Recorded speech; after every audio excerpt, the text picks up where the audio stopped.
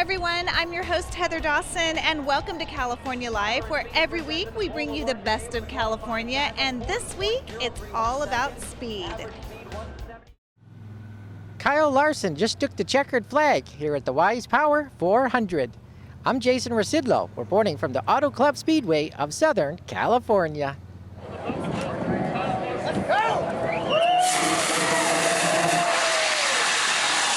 We had runs early on where we'd be tight, and then the next run we'd be loose, and then we were able to kind of narrow that window down there. It seemed like around halfway, and that's when I felt like we were going to have a decent shot to win. So, yeah, fun race.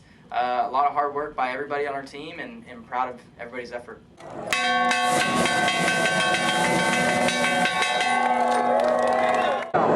Chase Elliott. Larson blocked Chase Elliott with 20 laps to go, which caused him to hit the wall. Larson later stated he did not know his teammate was directly behind him.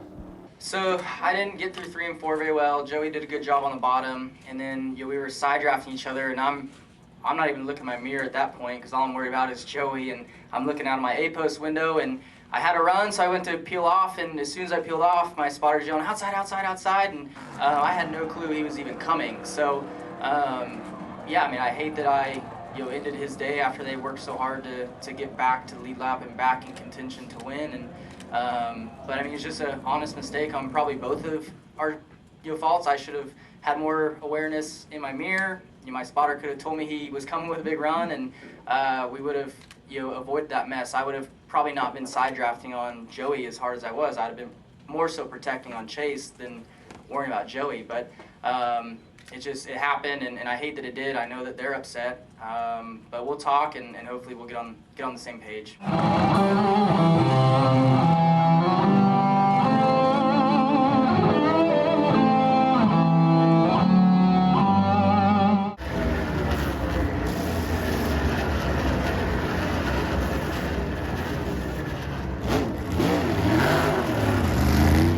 But it was pretty cool. This is my second race. The first one was at the Coliseum. Oh, wow. And yeah, I really enjoyed it. I'm glad we're able to come onto the track. Did your driver win? No, unfortunately, he came in. I was rooting for Suarez at the end. He wasn't able to make it to first place, but it was still a good pull. For me, I don't have a driver. I just like the racing itself, but this is my second race as well. But the track is amazing, so it was a nice experience. There were 12 cautions for a total of 59 laps in the Wise Power 400.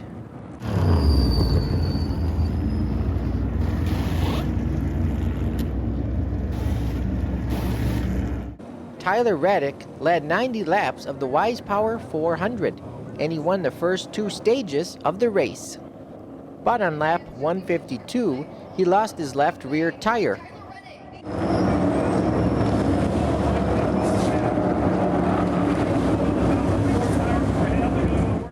Austin Cindric, who started the race in first and won last weekend's Daytona 500, finished in 12th place. He was involved in a 4-car wreck with Brad Keselowski, Bubba Wallace, and Harrison Burton on lap 158.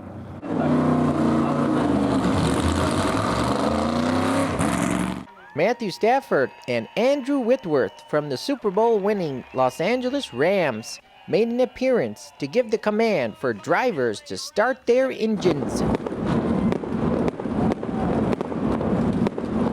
NASCAR has plans to reconfigure the Auto Club Speedway into a smaller track.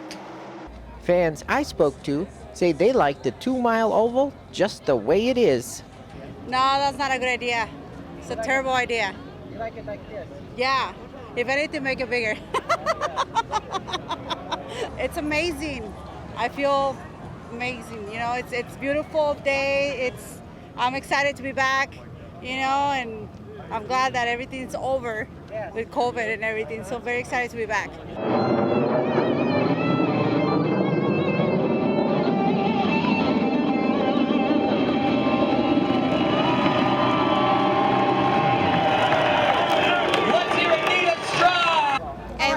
Love it. We love California. Me too. And with no race last year, man, this makes the difference. Yeah.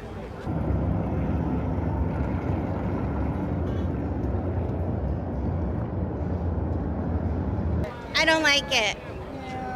Short tracks are okay, but I think they should leave it just like it is. Yeah. I think so. It seems like they want a Martinsville out here, or the paperclip track. I'd rather have one of these. Yeah. NASCAR drivers lined up their race cars to do a 5-wide salute for their fans. It's become a tradition here at the Auto Club Speedway. It feels great. Yeah, I think they're holding it later in the month, and that's why, because we had some rain earlier in February. Yeah. So you can tell by the fans, we're all excited to be back. Yeah. Yes. Now this is the 25th anniversary of this track, so do you have any memories that you'd like to share? Well, I think this track was the one that we did the car rides, that they had cars you could ride in with a professional driver to feel how fast you would go and how they cornered in the corners. Yeah. And then we had paid to come back again to drive our own cars.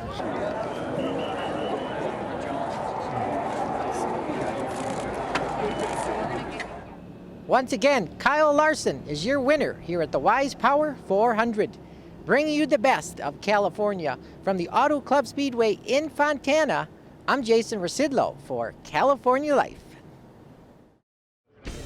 And now we head to the Sahara Desert, where a group of women go on a very interesting race. Here's Marco Gutierrez.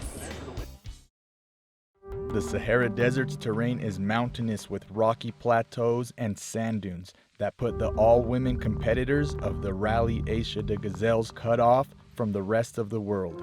However, it's not only the participants who embark on this unique human adventure. Photographers and journalists who are here to tell their story also get to experience the thrill of this event.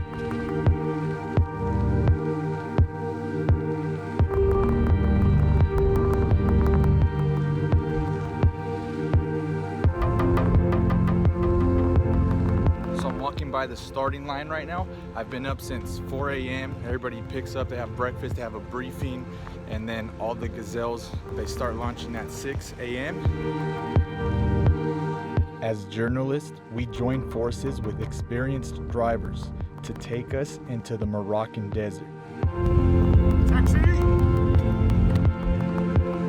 The driver has arrived.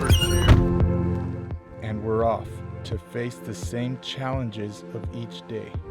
You never get used to producing in these kind of elements because it's constantly throwing new challenges at you, which is part of the appeal, I suppose. It always takes you, the funny thing about this is you can come as prepared as possible, and you arrive and you'll realize how unprepared you actually really are.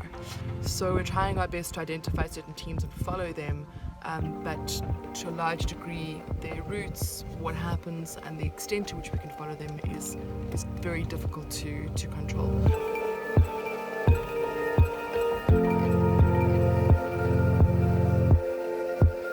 We started early, but they've only passed checkpoint 1. So if they push through, 6-5 is where everyone should be camping, because checkpoint 5 is where everyone camps. Nuts, because we're pretty much chasing them on the same routes that they do, so it's not anything particular. Like if we're photographing a circuit race, we're behind the fences, kind of loop around the track. If we're doing a stage rally, we'll kind of drive the courses the day before and then find places that we can access them during the race because they're all closed down. But this one, like, it's fair game. Like, we're driving on the same course, probably the same route that they're doing. We're just behind them most of the time. We have the GPS, we can see where the waypoints are, they can't. So it's kind of, for me as a friend of them and covering them, I'm like, oh no, you gotta go this way, but I can't say anything because we can't help them. So it's kind of like a little bit of a struggle. The elements of the Sahara Desert, sand and clay minerals, are formidable enemies of cameras and photographers. Use it. So it's good to have extra of everything, extra camera, extra batteries, extra. But the elements are very harsh and you never know what will happen. Extra camera, enough batteries to go for like 2 days because there's no charging places. I don't want to lug around everything, so backpack, a couple lenses, a couple camera bodies, and keep it simple. I have so much sensor dust inside this right now because I made the decision to change lenses outside of the car. I'm pretty sure all my filters are damaged right now just because it's all scratched up from whatever just comes at you out here. I think that was good, but I'm a little bit nervous about getting out of here and getting to where we're going without continuing to get stuck.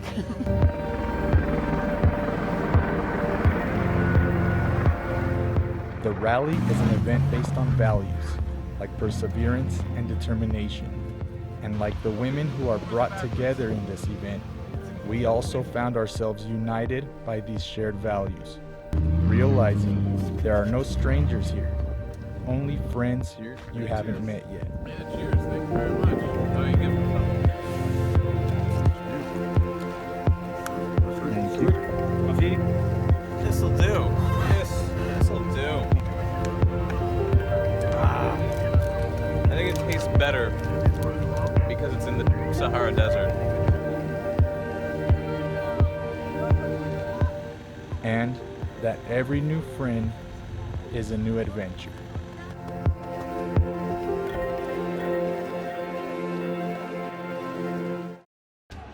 Stay with us as we sit down with one of the legends in the racing industry right here on California Life. Don't go away. Well, today's California Profile is here just in time for this year's Indy Car racing season, where you can watch him in the driver's seat of the number 98 Curb Records Honda-powered Indy Car. He won his first IRL Indy Car race in 2001, and this year he joins Team 3G. We're pleased to introduce Indy Car racer Jock Lazier. Thank you so much for coming on our show, Jock. Thank you for having me on, Heather. You know, one of the things that I find, fascinating, this show is obviously about California. You came here, you went to college in California, married your wife, who's from a racing family, and you're from a racing family.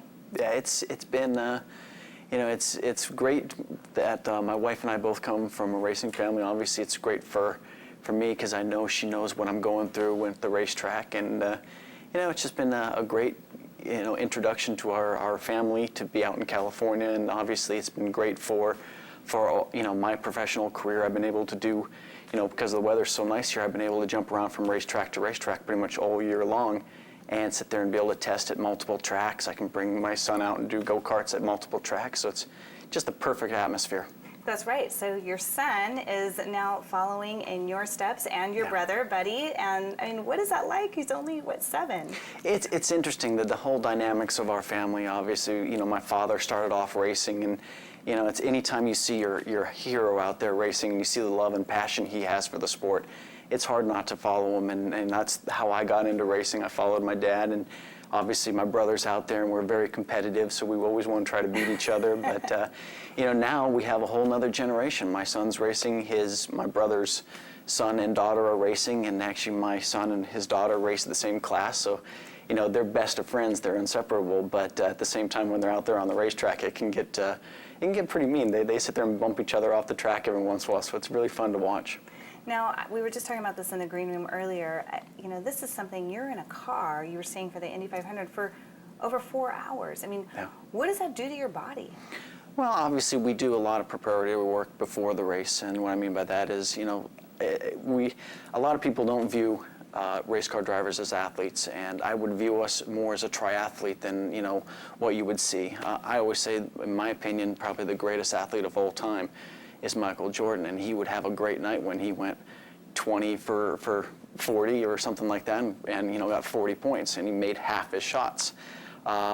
At 220 miles an hour, you're traveling the length of a football field every 7/10 of a second, and you can't only afford to make half the turns because the wall never loses. So you always have to be for 4 hours on a longer race and 2 hours on a shorter race.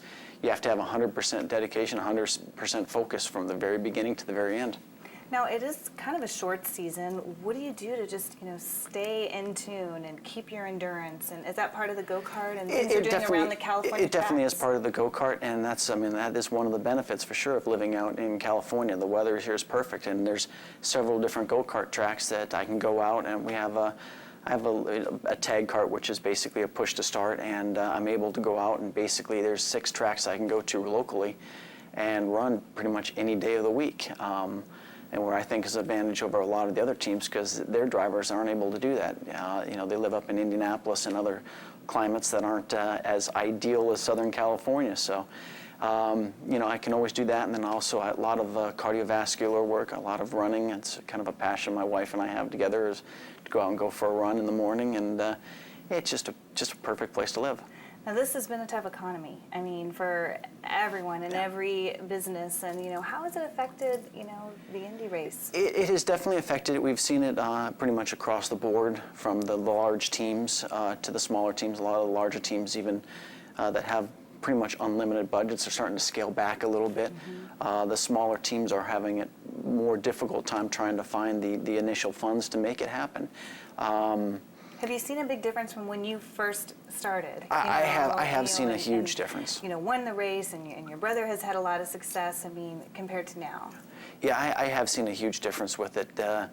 It's getting more and more difficult to try to find corporate America, to find that they want to come in and participate. And, you know, a lot of the things we do are business-to-business relationships. It's not a straight sponsorship like we used to do. So what we're trying to do now is just trying to find different venues that we can get that business-to-business to happen. Well, I just think it's wonderful that, you know, you've had such a long career, and being from that family, and, you know, maybe someday we're going to see your son, you know, following in your footsteps. We wish you the best of luck, and thank you so much for coming on our show, Jock. Thank you, I appreciate it.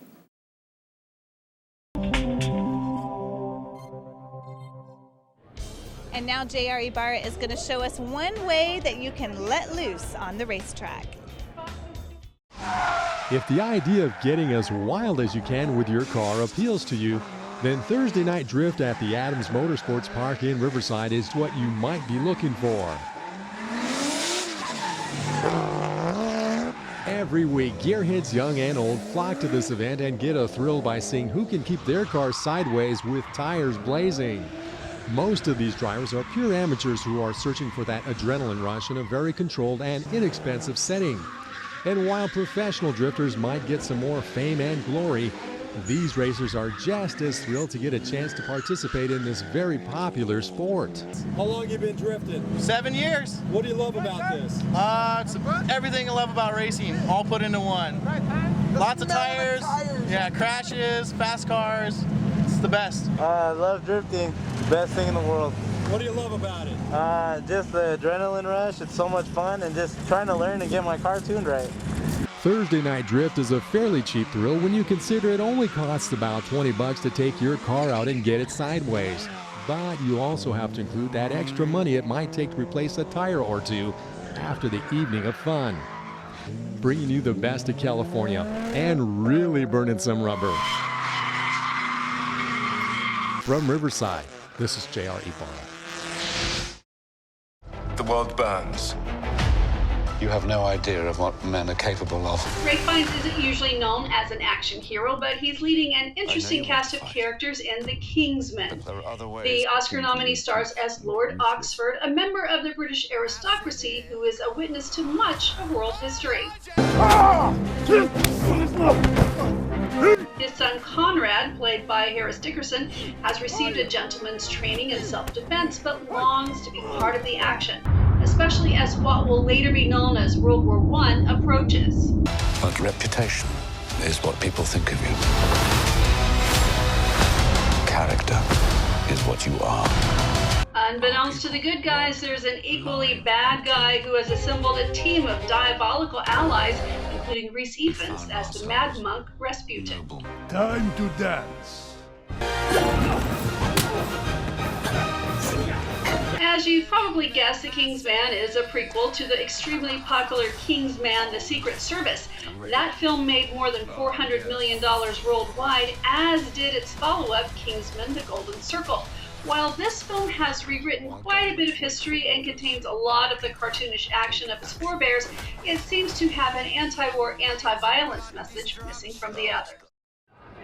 And that wraps up our week of speed here on California Life. If you missed any part of our show, you can go to our website, CaliforniaLifeHD.com. I'm your host, Heather Dawson. We'll see you next time. Watch us on our YouTube channel. Stay connected to our social media, like our blogs on Facebook. Follow our tweets on Twitter. And check out our posts on Instagram and Pinterest, where we bring you